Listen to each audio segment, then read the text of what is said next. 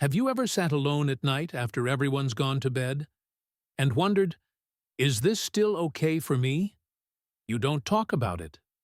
No one really does. But deep down, maybe you've felt it. A little more soreness, a little less energy the next day, maybe even a strange sense of emptiness that wasn't there before. You're not alone, and you're not crazy for asking these questions. In fact, I wish more men over 60 would. A 74-year-old man once sat across from me in my office, his voice shaking just slightly. He said, "Doc, I thought I was doing something normal. Turns out, I've been slowly hurting myself." I'm Dr. Mohit Kara, a urologist who's spent over 30 years helping men protect their strength, their confidence, and yes, their prostate. Because here's the truth no one's telling you. Masturbation after 60 is not the same as it was at 30. Your body, your hormones, even your prostate, everything changes. But no one's teaching older men how to adapt. So in this video, I'm going to reveal 6 prostate truths about masturbation that most doctors never talk about. Shocking? Yes. But also potentially life-saving. Let's start with the first one. It's the one most men ignore, until it's too late. As you age, one of the first silent changes in your body is circulation. What used to be an effortless system of blood flowing to every organ now starts to slow down, especially in areas like your prostate. Most men don't realize this, but your prostate, like your heart or brain, depends on strong, steady blood flow to stay healthy. After 60, those blood vessels start to narrow. They stiffen. They don't carry oxygen and nutrients as efficiently. And when that happens, your prostate starts to suffer. Now add in frequent stimulation, especially the kind that's rushed, tense, or repetitive, and you've got a problem. I've seen it happen too many times. A man in his early 70s comes in, complaining of aching down there, pressure after ejaculation, even pain during urination.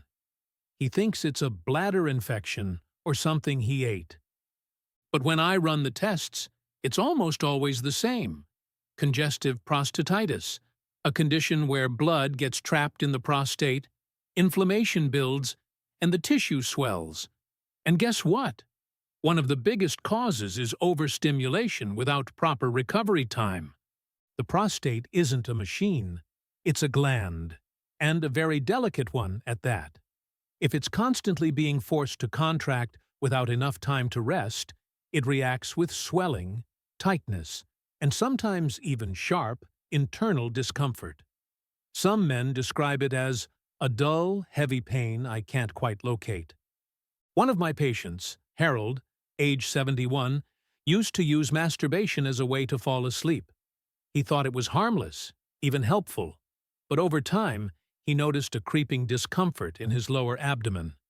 It wasn't until he had trouble sitting for long periods that he realized something was wrong. We did a simple ultrasound. His prostate was swollen and congested, working overtime every single day, with no break. What helped Harold wasn't medication. It was awareness.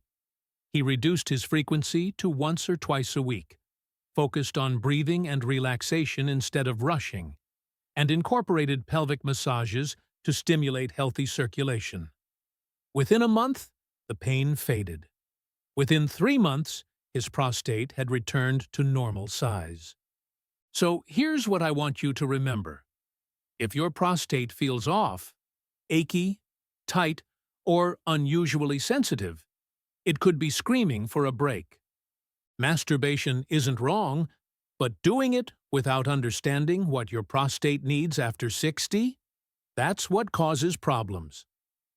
Next, we'll talk about something you probably didn't see coming, how your bladder is getting dragged into this without you even knowing it. Most men think the prostate and bladder are completely separate. Technically, they are. But functionally, they're deeply connected, especially after 60. And what you do to one affects the other more than you might realize. The prostate sits just below the bladder, wrapped around the urethra like a soft donut. When it swells, even slightly, it puts pressure on the bladder and the flow of urine. That's why men with prostate inflammation often start noticing bladder symptoms before anything else. Frequent urination, hesitation, that nagging feeling that you didn't quite empty your bladder, even though you just went. Sound familiar? Now here's the part no one talks about. Certain masturbation habits can quietly irritate both the prostate and the bladder at once. Take rushed stimulation, for example. Tense muscles, holding your breath, or forcing ejaculation quickly to get it over with. This kind of pressure builds tension in your pelvic floor. It tightens the muscles around your bladder neck and urethra. And over time, that can lead to chronic tightness, impaired urine flow, and even urinary urgency. One of my patients, Mark, age 68, came in saying, "Doc, I go pee, but I still feel like I need to go again 5 minutes later. Is it my bladder?" It turned out to be his prostate and his pelvic floor. After years of clenching during ejaculation and never relaxing afterward, his pelvic muscles had stopped fully letting go. His bladder wasn't the real problem. It just couldn't do its job properly because everything around it was stuck in tight mode. So what's the fix? First, awareness. Masturbation after 60 should be relaxing, not aggressive. Your pelvic area needs recovery, not more pressure. Second, always urinate after ejaculation. Many men skip this, especially if they're tired at night, but that's when bacteria and residual fluids can linger, irritating both the prostate and the bladder. A simple trip to the bathroom right after can reduce inflammation risk significantly. And third, learn to breathe. I know it sounds basic, but deep diaphragmatic breathing during and after stimulation helps release pelvic tension and reset the nervous system. If you're waking up multiple times to pee or feeling uncomfortable after climax, it's time to look beyond your bladder. Because the real issue might be what's happening in those quiet, private moments. Up next, let's talk about a silent danger most men ignore. How frequent stimulation can quietly crash your testosterone levels and leave you drained. Let's talk testosterone.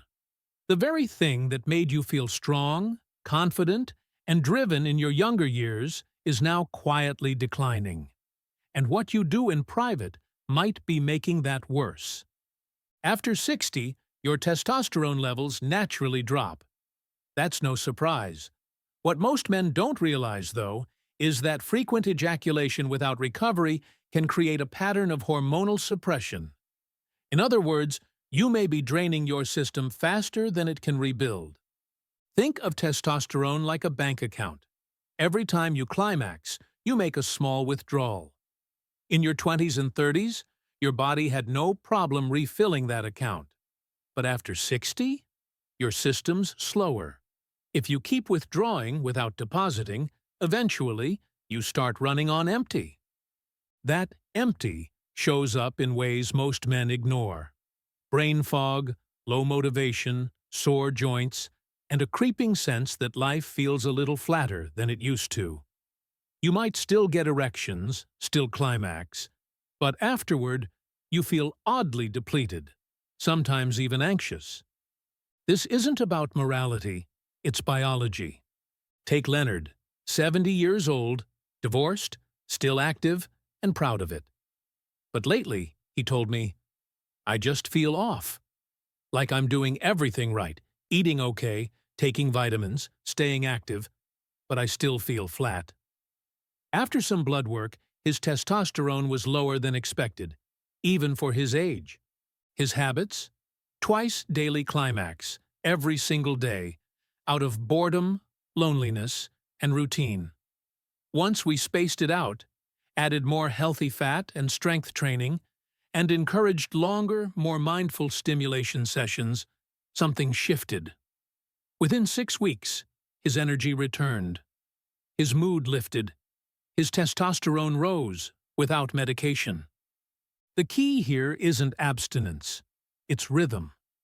Masturbation can support healthy testosterone if done in moderation, with awareness.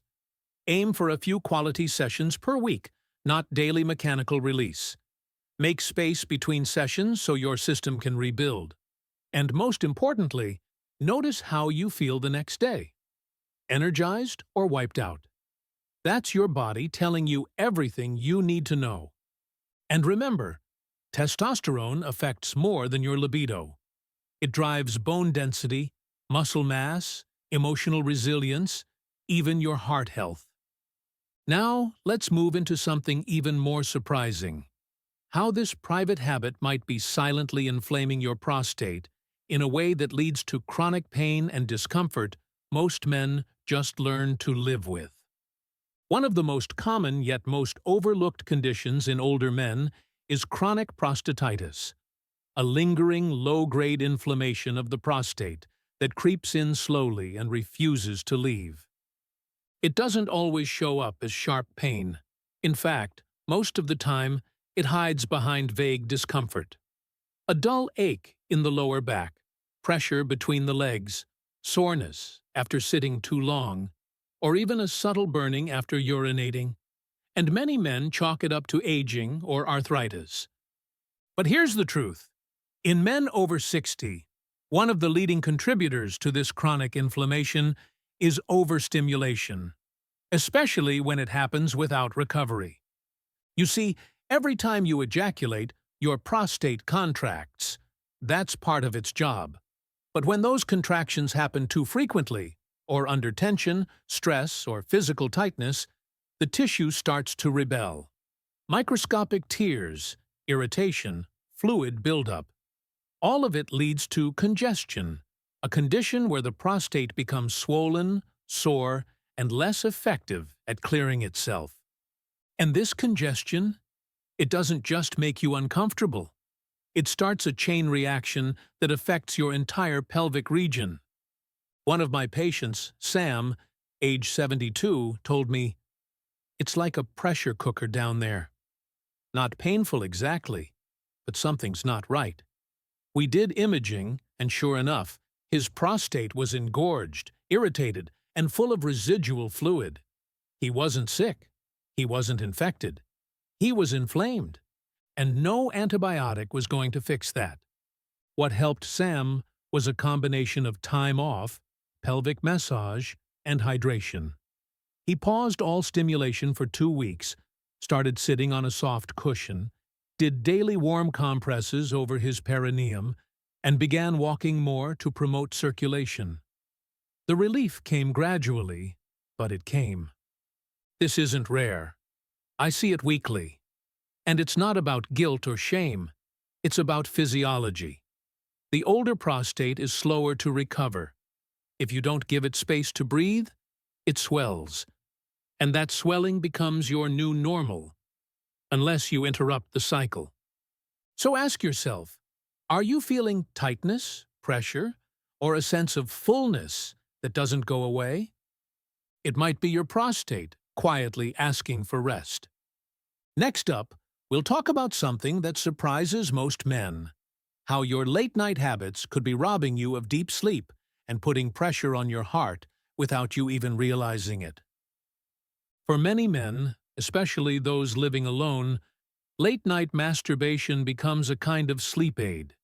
You're lying in bed, can't shut your mind off, and figure, maybe if I'll fall asleep easier. It's a habit that starts off harmless, but after 60, it can quietly start working against you in ways you never expected. Let's talk about your heart and your sleep. Every orgasm, even when you're alone, is a physical event. Your heart rate spikes, blood vessels dilate, and stress hormones like adrenaline temporarily rise before crashing. When you're younger, your body handles this roller coaster just fine. But in your 60s and 70s, that spike crash rhythm can disrupt your nervous system, especially if it happens late at night. Instead of falling into a deep sleep, your body might stay in a state of alertness, shallow breathing, increased heart rate, and scattered brain waves. You drift off, but you don't stay there.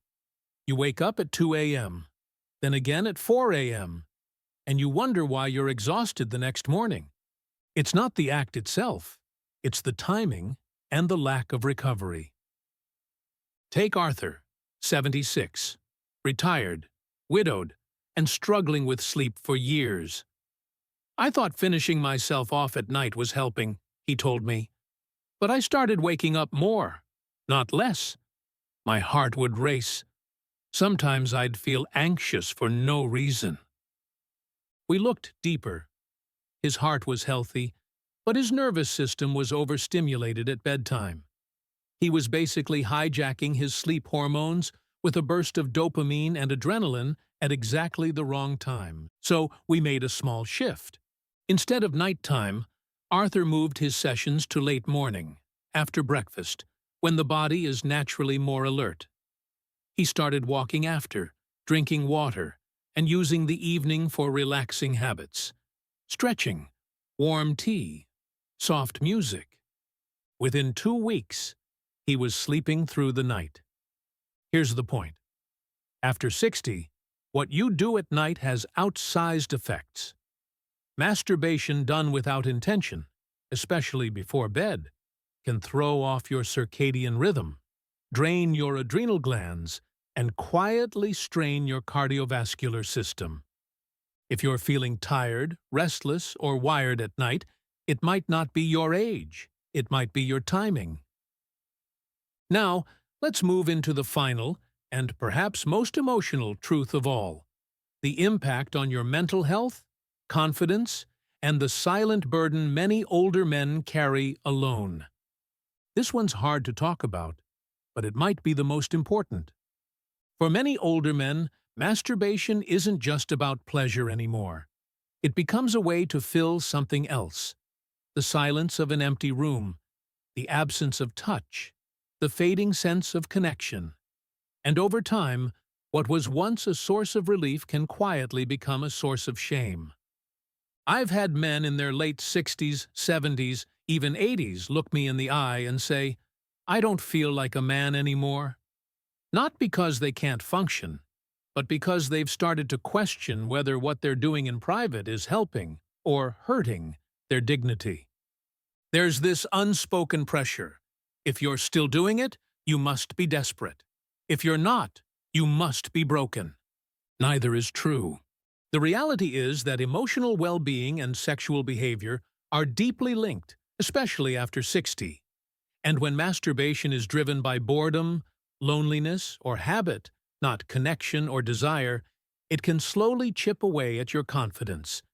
You might feel unmotivated afterward, empty, even disgusted.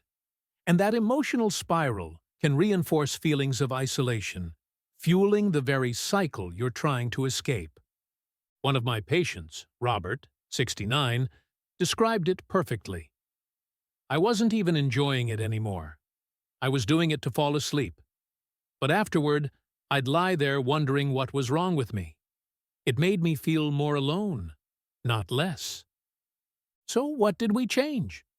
We worked on reclaiming meaning.